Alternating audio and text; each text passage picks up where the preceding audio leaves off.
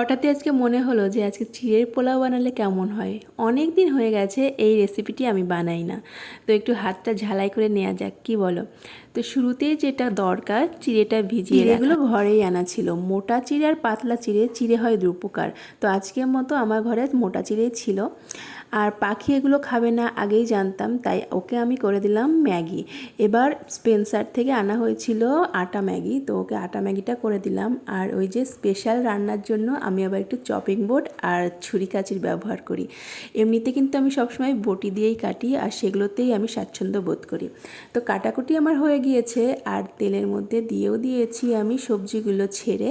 এখানে ক্যাপসিকাম, গাজর আর একটুখানি বিনস দিয়েছি, আর নাড়াচাড়া করে তাতে দিয়েছি পেঁয়াজ কুচি। আর এত কিছু করতে করতে আমি ভুলে গিয়েছিলাম যে একটু দারচিনি আর এলাচ লবঙ্গ ফোড়ন দেব।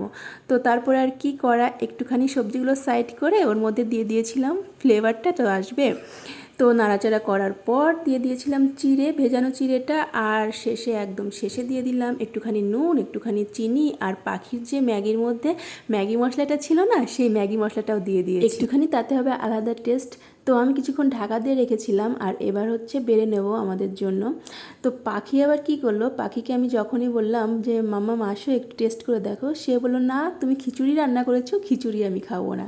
তো সকাল থেকে এত যে পরিশ্রম করলাম, সেই পরিশ্রমটাই আমার বৃথা গেল, আমার পণ্ডশ্রম হলো। রেসিপিটা যখন বানানো শুরু করেছি তখন ওকে বলেছিলাম চিড়ের পোলাও। তো পোলাও নামটা শুনে খুব এক্সাইটেড ছিল, আর যখন দেখলো এইটা হয়েছে, চোখে দেখার পর মুখটা ছিল দেখার মতো। তাতে মনে হলো ফ্রিজে তো শসা আছে, সেটাও একটু কেটে নিলাম। তো আজকে আমাদের সকালের ব্রেকফাস্ট চিড়ের পোলাও।